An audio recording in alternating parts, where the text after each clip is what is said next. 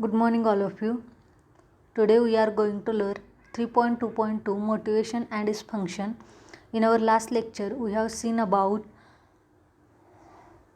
leadership and types of leadership, and in this lecture, we will see motivation and its function and other part of this unit. Okay, now let's turn to our lecture. बघा,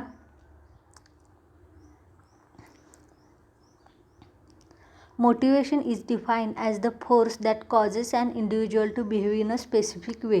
एका विशिष्ट motivation किंवा मोटिवेशनची किंवा प्रोत्साहनाची व्याख्या किंवा concept कशी करता येईल बघा, किंवा डिफाईन कसं करता येईल मोटिवेशनला. तर एका विशिष्ट पद्धतीने एखाद्या व्यक्तीला बिहेव करायला लावणं, म्हणजे वागायला लावणं किंवा विचार करायला लावणं, यालाच आपण काय म्हणणार आहोत तर मोटिवेशन. ओके,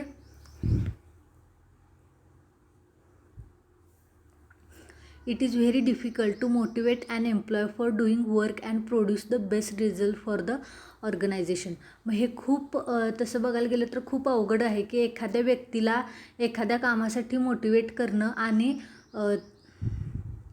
एक ऑर्गनायझेशनसाठी एक चांगला रिझल्ट तयार करणं किंवा त्यांच्याकडून तशा पद्धतीचा इनपुट घेणं, हे खरं तर तसं बघायला गेलं तर खूप अवघड अशी गोष्ट आहे. कारण की काय होतं, बऱ्याचदा वर्कर्स किंवा एम्प्लॉईज तेच ते काम करून कंटाळलेले असतात. ओके, मग पुन्हा त्याच कामासाठी त्यांना जर फोर्स केला की नाही तुम्ही हे केलंच पाहिजे, तुमच्याकडून हे झालंच पाहिजे, तर अशावेळी काय होतं तर त्यांच्याकडून काम हे म्हणजे चांगल्या पद्धतीचं होईलच असं सांगता येत नाही, किंवा ते मन लावून ते काम करतीलच असं सांगता येत नाही. मग ऑर्गनायझेशनचे जे काही गोल्स असतील किंवा जे काही ऑब्जेक्टिव्ज असतील ते व्यवस्थितरित्या अचीव करण्यासाठी काय होईल तर प्रॉब्लेम निर्माण होईल, आणि म्हणूनच त्या कामासाठी त्यांना मोटिवेट करणं हे काय असतं तर बऱ्याचदा अवघड होतं. पुढं बघा, the employees can be motivated by giving rewards to them. मग एम्प्लॉईजना जर समजा मोटिवेट करायचं असेल किंवा त्यांच्याकडून चांगल्या पद्धतीचं काम करून घ्यायचं असेल तर त्यांना मोटिवेशनच्या स्वरूपात आपण रिवॉर्ड देऊ शकतो. म्हणजे एखाद्या काहीतरी बक्षीस स्वरूपात आपण त्यांचं कौतुक करू शकतो. Rewards could be monetary in terms of money or non monetary. मग रिवॉर्ड्स हे कशा पद्धतीचे असू शकतात तर मॉनिटरी म्हणजे पैशाच्या स्वरूपातील सुद्धा असू शकतील, किंवा पैशाच्या स्वरूपातले नसलेले रिवॉर्ड्स. म्हणजे बघा, non monetary could be promoting from one designation to other high level designation. मग आता नॉन मॉनिटरी म्हणजे बिन पैशाचे बक्षीस स्वरूप कशा पद्धतीचं असेल तर बघा, एखाद्या व्यक्तीकडे असलेल्या स्किलचा फायदा घेऊन, त्याच्या क्रिएटिव्हिटीचा फायदा घेऊन त्याला चांगल्या त्याच्या डेझिग्नेशनवरून, म्हणजे तो ज्या पदावरती आत्ता काम करत आहे त्याच्यापेक्षा हाय लेवलचं पद त्याला देऊन किंवा प्रमोट करून काय करू शकतो तर आपण त्याचं मोटिवेशन वाढवू शकतो. पुढं बघा,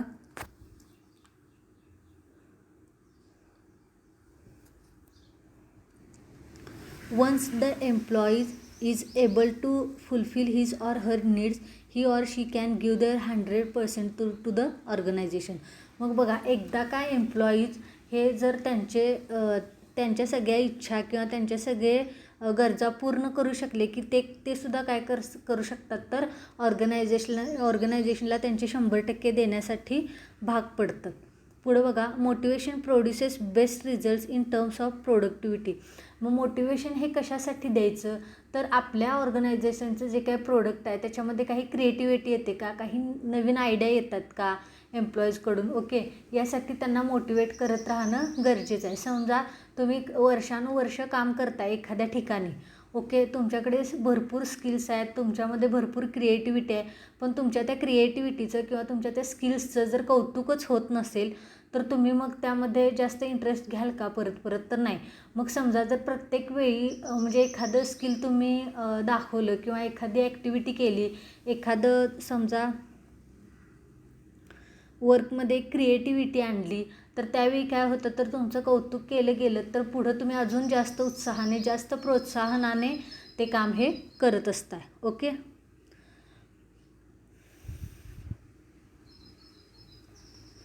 Motivation can be done in several ways like rewards, promotions, bonus, appreciations, hike in salaries, higher designation, freedom for decision making for their own work etc. तर बघा मग हे जे मोटिवेशन आहे हे वेगवेगळ्या स्वरूपात म्हणजे त्याची बरीच रूपं असलेली आपल्याला दिसून येतात. मग त्यामध्ये बघा प्रमोशन्स असतील, ओके, म्हणजे रिवॉर्ड्स असतील म्हणजे बक्षीस स्वरूपात दिलेलं त्यांना मोटिवेशन, किंवा त्यांना एका चांगल्या पोस्टवरती केलेलं त्यांचं प्रमोशन असेल, त्यांना दिला गेलेला बोनस असेल. देन ॲप्रिसिएशन लेटर म्हणजे त्यांचं कौतुकासाठी किंवा प्रशस्तीपत्र असेल. त्याचबरोबर हाईक इन सॅलरीमध्ये वाढ करणं असेल. देन हायर डेजिग्नेशन मोठ्या पदावरती त्यांना ऑफर करणं असेल. Then freedom for decision making for their own work etcetera. त्याचबरोबर त्यांच्या स्वतःच्या कामासाठी त्यांना निर्णय घेण्याचे अधिकार देणं किंवा ऑथॉरिटी देणं. ओके, तर या सगळ्या गोष्टींचा समावेश कशामध्ये होतो तर मोटिवेशनमध्ये होत असतो. पुढं बघा 3.2.2.1 मोटिवेशन डेफिनेशन इंट्रिन्सिक अँड एक्स्ट्रिन्सिक. मग आता मोटिवेशनची डेफिनेशन कशा पद्धतीनं करता येईल बघा. त्याचबरोबर त्याचं इंट्रिन्सिक मोटिवेशन आणि एक्स्ट्रिन्सिक मोटिवेशन असे 2 प्रकार पाडलेले आहेत, तर ते आपण बघूयात. The motivation is defined as the process that initiates, guides and maintains goal-oriented behaviors. तर आता मोटिवेशन म्हणजे नेमकं काय तर process that initiates, guides and maintains goal oriented behaviour म्हणजे पुढाकार घेणं, मार्गदर्शन करणं आणि त्याचबरोबर आपलं जे काही लक्ष आहे किंवा ध्येय केंद्रित आपलं वागणं असणं किंवा बिहेवियर असणं यालाच आपण काय म्हणणार आहोत तर मोटिवेशन असं इथं म्हटलेलं आहे. It provides insight into why we may behave the way we do. तर बघा मग हे आपल्याला एक दृष्टी पुरवते की आपल्याला अशा पद्धतीनं का वागायचं आहे, याच्यातून काय उत्पन्न होणार आहे किंवा कशा पद्धतीचा इनपुट आपल्याला मिळणार आहे. हे काय होतं तर आपल्याला अशा पद्धतीच्या मोटिवेशनमधून किंवा या प्रकारच्या गोष्टीतून कळत असतं.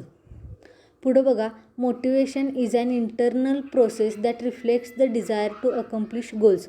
मग मोटिवेशन ही जी आहे ती काय आहे तर इंटरनल प्रोसेस आहे म्हणजे एक अंतर्गत निर्माण होणारी प्रक्रिया आहे. ओके, म्हणजे ती आपल्या आतमध्ये होत असते आणि ती प्रक्रिया रिफ्लेक्ट कशा पद्धतीने होते तर आपण आपल्या ज्यावेळी त्या इच्छा पूर्ण होतात म्हणजे आपण ज्यासाठी त्या गोष्टी ते मोटिवेशन करत असतो किंवा ती प्रोसेस आपल्या शरीरामध्ये ज्यासाठी होत असते त्यासाठी त्या इच्छा आपल्या जर पूर्ण झाल्या तर ते आपलं जे काय आपण गोल निश्चित केलेलं असतं किंवा जे काय आपले ऑब्जेक्टिव्ज असतात ते काय होतात तर पूर्ण होत असलेले आपल्याला दिसून येतात.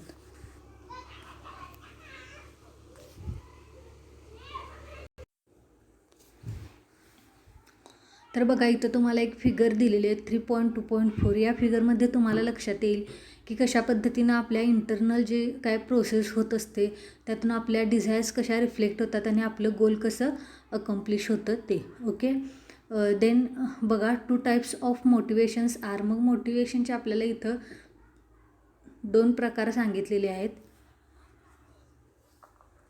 पहिला आहे इंट्रिन्सिक मोटिवेशन आणि दुसरं आहे एक्स्ट्रिन्सिक मोटिवेशन. आपण स्टेप बाय स्टेप बघूयात. तर पहिला आहे बघा intrinsic motivation. Intrinsic motivation reflects the desire to do something because it is enjoyable. मग इंट्रिन्सिक मोटिवेशन म्हणजे काय तर reflects the desire to do something म्हणजे आपली जी काही इच्छा असते ती रिफ्लेक्ट करते, काहीतरी करण्याची जी इच्छा असते ती रिफ्लेक्ट करते कारण ते काय आहे तर आनंददायी आहे आपल्यासाठी. ओके, म्हणजे एखादी गोष्ट ज्यावेळी आपण मनापासून करतो किंवा ती एन्जॉय घेत करतो त्यावेळी काय होत असते तर ती आपल्या इच्छातून रिफ्लेक्ट होत असते. If the person is intrinsically motivated he or she would not be worried about external rewards like praise or awards. मग आता इंट्रिन्सिक म्हणजे काय तर आपल्या आत तयार होणारे मोटिवेशन म्हणजे आपण आतूनच कधी कधी काय होतं तर आपलं मनच आपल्याला मोटिवेट करत असतं. मग अशा पद्धतीचं ज्यावेळी आपण स्वतःला मोटिवेट केलेलं असतं त्यावेळी ती किंवा तो व्यक्ती काय करत नाही तर म्हणजे त्यांना जे बाहेर रिवॉर्ड दिले जातात. मग आता मगाशी मी तुम्हाला सांगितले की कुठल्या कुठल्या स्वरूपातील रिवॉर्ड्स असतात तर त्या रिवॉर्ड्सची ते काय करत नाहीत तर अजिबात पर्वा करत नाहीत. किंवा त्यांना कुठल्याही प्रकारची स्तुती नको असते, कुठल्याही प्रकारचा ॲवॉर्ड नको असतो. ओके, अशा पद्धतीच्या मोटिवेशनला आपण काय म्हणणार आहोत तर इंट्रिन्सिक मोटिवेशन.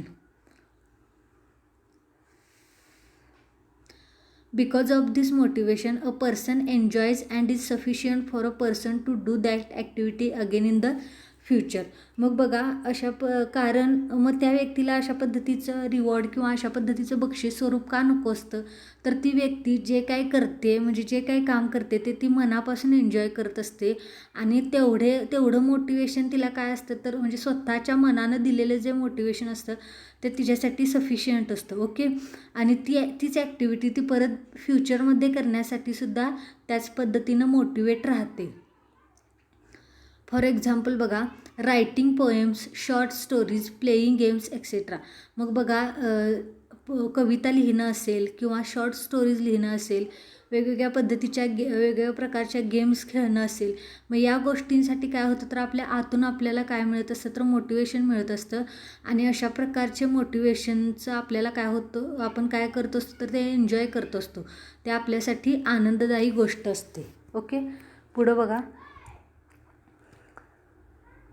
Extrinsic motivation.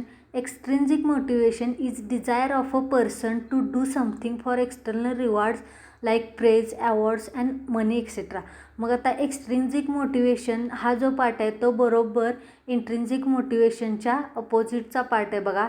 म्हणजे इंट्रिन्सिक मोटिवेशनमध्ये आपण बघितलं की त्या व्यक्तीच्या मनानेच म्हणजे मनच त्या व्यक्तीला काय करत असते किंवा आतली एक अंतर्भूत शक्ती असते जी त्या व्यक्तीला मोटिवेट करत असते. पण एक्स्ट्रिन्सिक मोटिवेशनमध्ये काय असतं तर आपल्याला लोकांकडून वाहवा मिळावी, आपल्याला वेगवेगळ्या स्वरूपाचे बक्षीसं मिळावे, गिफ्ट्स मिळावे, प्रेज व्हावी लोकांकडून आपली, अशा पद्धतीचं मोटिवेशन म्हणजे आपण अशा पद्धतीच्या इच्छा व्यक्ती मनामध्ये धरते त्याला आपण काय म्हणणार आहोत तर एक्स्ट्रिन्सिक motivation.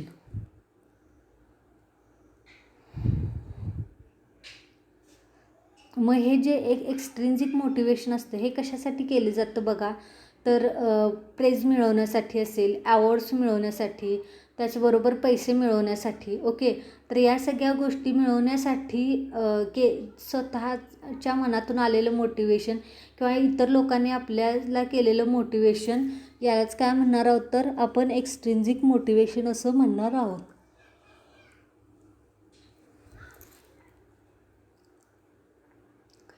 People do certain activities because they wish to receive awards. They may not enjoy the activity they do. Example is writing stories for selling it, for getting money out of it. बघा, आता इथे एक त्यांनी म्हणजे खूप छान असं example दिलेलं आहे की people do certain activities because they wish to receive awards. बरीच लोक काय करत असतात की अशा काही ॲक्टिव्हिटीज किंवा काही बेसिक ॲक्टिव्हिटीज असतात ज्या करतात ज्याच्यातून त्यांची अशी इच्छा असते की त्यांना एखादं रिवॉर्ड वगैरे म्हणजे एखादं बक्षीस, एखादं गिफ्ट वगैरे मिळावं. They may not enjoy the activity they do. आणि कधीकधी तर हास्यास्पद गोष्ट म्हणजे अशी की जरी त्यांना त्यातून आनंद मिळत नसेल, जरी त्यांना त्यातून समाधान मिळत नसेल, तरीसुद्धा ती लोकं काय करत असतात तर ती गोष्ट करण्याच्या मागं धावत असतात. एक्झाम्पल, मग आता यातलं एक्झाम्पल बघायचं झालं तर is writing stories for selling it for getting money out of it.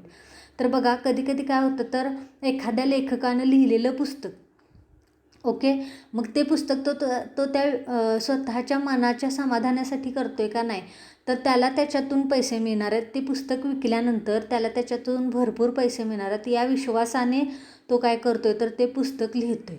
Okay, आणि अशा पद्धतीच्याच मोटिवेशनला किंवा अशा पद्धतीच्या डिझायर्सना आपण काय म्हणणार आहोत तर एक्स्ट्रिन्सिक मोटिवेशन. पुढं बघा, difference between intrinsic motivation and extrinsic motivation is listed below. मग आता या दोन्हीतला जो काही डिफरन्स आहे किंवा जो काही फरक आहे तो आपण आता 1 बाय 1 बघणार आहोत. तर first one is this motivation is internal motivation of a person. आणि एक्स्ट्रिन्सिक मोटिवेशन बघा, this motivation comes because of external things like praise and awards. बघा, इंट्रिन्सिक मोटिवेशन म्हणजे नेमकं काय हे तुम्हाला हा जो डिफरन्स आहे तो जर व्यवस्थित तुम्ही नीट समजावून घेतलात तर तुम्हाला लगेच क्लिक होण्यासारखं आहे. ओके, तर बघा, इंट्रिन्सिक मोटिवेशन म्हणजे काय, तर this motivation is internal motivation of a person. हे मोटिवेशन हे कसं असतं, तर एखाद्या व्यक्तीच्या अंतर्भूत शक्तीतून किंवा अंतर्भूत मनातून किंवा त्याच्या स्वतःच्या इच्छेने तयार झालेलं असतं. आणि एक्स्ट्रिन्सिक मोटिवेशन बघा, this motivation comes because of external things like praise and awards. आणि हे जे मोटिवेशन आहे, एक्स्ट्रिन्सिक मोटिवेशन, हे कशामुळे तयार झालेलं असतं व्यक्तीमध्ये, किंवा ही इच्छा व्यक्तीच्या मनात कशामुळे तयार होते, तर बाहेरच्या ज्या काही गोष्टी आहेत, म्हणजे स्तुती एखाद्या व्यक्तीला वाटत असते की आपली लोकांकडून बरीच वाहवा व्हावी किंवा बरेच आपल्याला गिफ्ट्स मिळावे, रिवॉर्ड्स मिळावे. तर अशा पद्धतीच्या गोष्टीतून, म्हणजे बाहेरच्या गोष्टीतून तयार झालेलं मोटिवेशनला आपण काय म्हणणार आहोत, तर एक्स्ट्रिन्सिक मोटिवेशन. त्यानंतर इंट्रिन्सिक मोटिवेशनमधला सेकंड पॉईंट बघा, पर्सन एन्जॉयज द टास्क. म्हणजे इंट्रिन्सिक मोटिवेशनमध्ये जी व्यक्ती जे कुठल्याही प्रकारचं काम करत असेल तर ते काय करत असते, ती व्यक्ती एन्जॉय करत असते, अगदी मनापासून ते काम करत असते आणि तिच्या स्वतःच्या समाधानासाठी ते काम करत असते. आणि एक्स्ट्रिन्सिक मोटिवेशनमध्ये सेकंड पॉईंट बघा, person may not enjoy the task or work. आणि एक्स्ट्रिन्सिक मोटिवेशनमध्ये असं सांगितलं गेलं आहे की व्यक्तीला ती जे काही काम करत असते ते कदाचित आवडतही नसेल तरीही ती व्यक्ती करत असते. ओके. देन इंट्रिन्सिक मोटिवेशनचा थर्ड पॉईंट बघा, the results produce are best. Intrinsic मोटिवेशनमध्ये काय होतं, तर रिझल्ट हा अतिशय चांगल्या पद्धतीचा असतो, कारण की ती व्यक्ती खूप मनापासून आणि एन्जॉय करत काम करत असते. आणि एक्स्ट्रिन्सिक मोटिवेशन बघा, the result produce may not be up to the mark. आणि एक्स्ट्रिन्सिक मोटिवेशनमधलं जो काही रिझल्ट आहे किंवा जो काही निकाल तयार होतो तर तो बऱ्यापैकी, म्हणजे जिथंपर्यंत 100% आपण जसं द्यायला हवं आहे तसं होत नाही. कारण की कधी काय होतं, तर ती व्यक्ती जरी ते काम आवडत नसली तरीसुद्धा आपल्या लोकांकडून वाहवा मिळते, पैसे मिळतात, अवॉर्ड्स मिळतात, तर या गोष्टीसाठी ते काम करत असते. मग कदाचित अशी कामं करत असताना, म्हणजे कधी काय होतं की आपण ज्यावेळी आपल्या मनाविरुद्ध कामं करत असतो त्यावेळी आपण ते तेवढं एन्जॉयही करत नाही आणि आपण त्या कामाला 100% सुद्धा देऊ शकत नाही. ओके.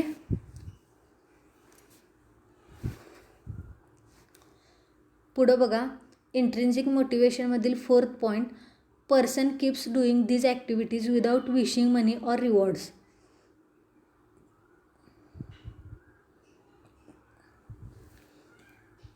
मग इंट्रिन्सिक मोटिवेशनमध्ये बघा, व्यक्ती कुठल्याही गोष्टींची अपेक्षा न धरता, कुठल्याही पैशांची, कुठल्याही बक्षिसाची अपेक्षा न धरता तिचे जे काय वर्क आहे ते करत राहते. आणि एक्स्ट्रिन्सिक मोटिवेशनमध्ये बघा, person keeps doing activities only if he or she is going to get money or rewards. आणि एक्स्ट्रिन्सिक मोटिवेशनमध्ये काय होतं, तर व्यक्ती तिचं जे काम आहे ते करत राहते, पण कधी, जेव्हा फक्त तिला पैसे मिळणार असतात किंवा तिची स्तुती होणार असते किंवा तिला अवॉर्ड मिळणार असतात त्यावेळी. नेक्स्ट बघा, फिफ्थ वन, धिस इंट्रिन्सिक मोटिवेशनमधील 5वा पॉईंट आहे बघा, this motivation is natural and automatic to do the task. या पद्धतीचं इंट्रिन्सिक मोटिवेशन आहे. हे काय होतं, तर एखादं ज्यावेळी आपण काम मनापासून करायला तयार होतो त्यावेळी ते नॅचरली येतं आपल्यामध्ये किंवा आपल्या मनामध्ये की आपल्याला नाही, मला हे काम म्हणजे करण्याची इच्छा झाली आहे, मला त्यामध्ये आवड आहे, मला ते केलं पाहिजे. ओके. त्याचबरोबर तुमच्याकडून ते ॲटोमॅटिकली करून घेतलं जातं. आणि एक्स्ट्रिन्सिक मोटिवेशनमध्ये बघा, the person has to push and promote to do the work. Extrinsic मोटिवेशनमध्ये काय करायला लागतं, तर त्या व्यक्तीला सारखं पुश करावं लागतं, तिला सारखं मोटिवेट करावं लागतं आणि त्याचबरोबर प्रमोट करावं लागतं, म्हणजे सारखं प्रोत्साहित करावं लागतं की तू हे काम कर, तू हे काम कर. ओके. त्याचबरोबर नेक्स्ट लास्टचा पॉईंट आहे बघा, 6.1 इंट्रिन्सिक मोटिवेशनचा. In example, writing poems for self interest. मग आता इंट्रिन्सिक मोटिवेशनमधलं जर एक्झाम्पल एखादं घ्यायचं झालं तर स्वतःच्या समाधानासाठी किंवा स्वतःच्या आनंदासाठी कविता लिहिणं. ओके. आणि एक्स्ट्रिन्सिक मोटिवेशनचं जर एक्झाम्पल घ्यायचं झालं तर बघा, writing poems to sell it and get some money or rewards out of it. तर बघा, कविता लिहिणं जेणेकरून आपली पुस्तकं खपली जातील आणि त्याच्यातून मला पैसे मिळतील किंवा एखादं बक्षीस मिळेल या इच्छेनं लिहिलेल्या कविता हे काय होतं तर एक्स्ट्रिन्सिक मोटिवेशनमध्ये समाविष्ट होतात. ओके, पुढं बघा 3.2.2.2 Maslow's theory of motivation and its significance. मग आता मॅस्लो नावाचा जो अमेरिकन प्रोफेसर होता सायकोलॉजीचा, त्यांनी काय सांगितलेलं आहे बघा की कशा पद्धतीनं मोटिवेशन काम करतं आणि त्याचं समर्थन कशा पद्धतीनं करता येईल. तर बघा, Abraham Harold Maslow was an American professor of psychology at Brandeis University, Brooklyn College and New School for Social Research and Columbia University. तर बघा, आता यातला सगळ्यात महत्त्वाचा पॉईंट हा आहे की तुम्हाला जर MCQजमध्ये काही क्वेश्चन विचारले गेले तर त्याच्यामध्ये याच्याशी रिलेटेड कुठलाही क्वेश्चन विचारू शकतात. ओके, की अब्राहम हॅरॉल्ड मॅस्लोचं कॉलेज कुठं होतं किंवा तो कुठल्या विषयाचा प्रोफेसर होता, कुठल्या युनिव्हर्सिटीमध्ये होता. ओके, तर ह्या सगळ्या गोष्टी तुम्ही जर नोटबुक आणि पेन असेल तर तुम्ही नोट डाऊन करून घेऊ शकताय. ओके, तर बघा, अब्राहम हॅरॉल्ड मॅस्लो ही जी व्यक्ती होती ती एक अमेरिकन प्रोफेसर होती सायकोलॉजीची.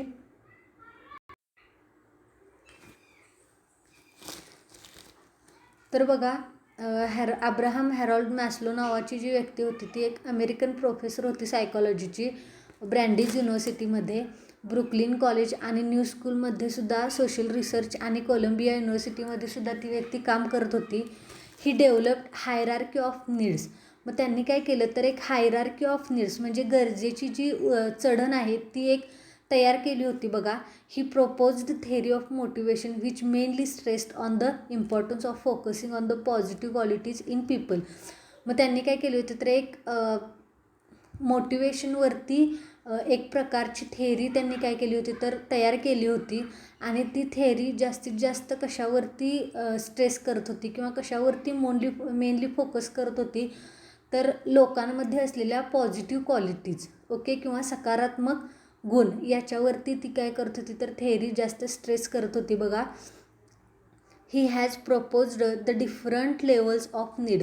मग त्यांनी वेगवेगळ्या प्रकारच्या ज्या काही मानवी गरजा असतात त्या काय केल्या तर याच्यामध्ये आपल्याला सांगितलेले आहेत. If employees are unsatisfied and if their needs are not fulfilled they remain unmotivated. मग त्यांनी सांगितलेला एक महत्त्वाचा मुद्दा की जर समजा एम्प्लॉईज जर अनसॅटिस्फाईड असेल म्हणजे आपल्याकडं काम करत असलेला जर नोकरवर्ग असमाधानकारक असेल तर आणि त्याचबरोबर त्यांच्या ज्या काही गरजा असतील त्या जर पूर्ण होत नसतील म्हणजे त्यांच्याकडं समजा स्किल चांगल्या पद्धतीचं आहे पण त्यांना पेमेंट चांगल्या पद्धतीचं दिलं जात नाही. ओके, तर अशावेळी काय होतं दे रिमेन अनमोटिवेटेड. मग त्यांना कुठल्याही प्रकारचं मोटिवेशन दिलं तरीसुद्धा ते नेहमी अनमोटिवेटेड राहतात म्हणजे ते कामामध्ये नेहमीच म्हणजे अरुची दाखवतात. Okay, thus the work productivity gets affected. आणि त्यामुळे काय होतं तर जे काय आपण काम करणार आहे किंवा आपल्या ऑर्गनायझेशनचं जे काय प्रोडक्ट असणार आहे त्याच्यावरती परिणाम व्हायला सुरू होते. मग त्यांनी सांगितलेले बघा मॅस्लोज थेअरी ऑफ मोटिवेशनचं हायरार्की बघा कशा पद्धतीने एक ट्रायंगल दिलेला आहे आणि त्याच्यामध्ये आपल्याला सांगितले की पहिला आहे बघा सेल्फ ॲक्च्युअलायझेशन, स्वतःशी ओळख करून घेणं. Then esteem needs, self esteem, recognition, status, स्वतःचं स्टेटस ओळखणं. Then third one social needs, sense of belonging, love, त्याचबरोबर समाजाकडून मिळणारं प्रेम. Then safety needs, security, protection, स्वतःसाठी असलेल्या संरक्षणासाठी असलेल्या गरजा. And the last one is psychological needs, hunger, thirst. त्याचबरोबर म्हणजे आपल्या ज्या मानसशास्त्रीय गरजा असतात मग त्यामध्ये भूक असेल, तहान असेल, या सगळ्या गोष्टी. ओके, तर पुढं बघा the 5 levels of hierarchy of need are. मग त्यांनी जी काय 5 लेवल्सची ही जी हायरार्की आपल्याला सांगितली आहे त्या कुठल्या नेमक्या त्यामध्ये गरजा सांगितल्यात बघा. तर first one is psychological needs, मानसशास्त्रीय गरजा. Then second one is safety needs, संरक्षणाच्या दृष्टीतून असलेल्या गरजा. Third one is social needs, समाजाकडून मिळणाऱ्या गरजा. देन एस्टीम नीड्स, स्वतःच्या अशा काही गरजा. आणि पाचवं सेल्फ ॲक्च्युअलायझेशन, स्वतःशी ओळख. Okay,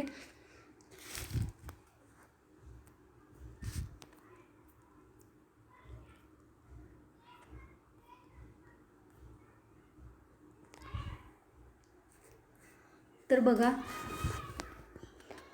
as shown in figure the basic level of need is psychological needs. मग ज्या पद्धतीने आपल्याला ती फिगर दाखवलेली आहे त्याच्यामध्ये सगळ्यात पहिली किंवा सगळ्यात मूळ गरज कुठली असेल तर ती आहे सायकोलॉजिकल नीड, म्हणजे मानसशास्त्रीय गरज. It includes very basic needs of human being like air, hunger, thirst, sleep etcetera. मग यामध्ये मानवाच्या ज्या मूलभूत गरजा असतात त्या सगळ्यांचा समावेश होतो. मग ती श्वास घेणं असेल, भूक लागणं असेल, तहान लागणं असेल, झोप घेणं असेल एक्सेट्रा. ओके. सेकंड बघा, the next level is safety needs. मग दुसरी जी आपल्याला लेवल सांगितली आहे ती कशाच्या संदर्भात आहे तर संरक्षणाची गरज. Every human being need secured and safe life. मग प्रत्येक व्यक्तीला काय वाटत असतं तर आपल्याला सिक्युअर्ड आणि सुरक्षित लाईफ मिळावं.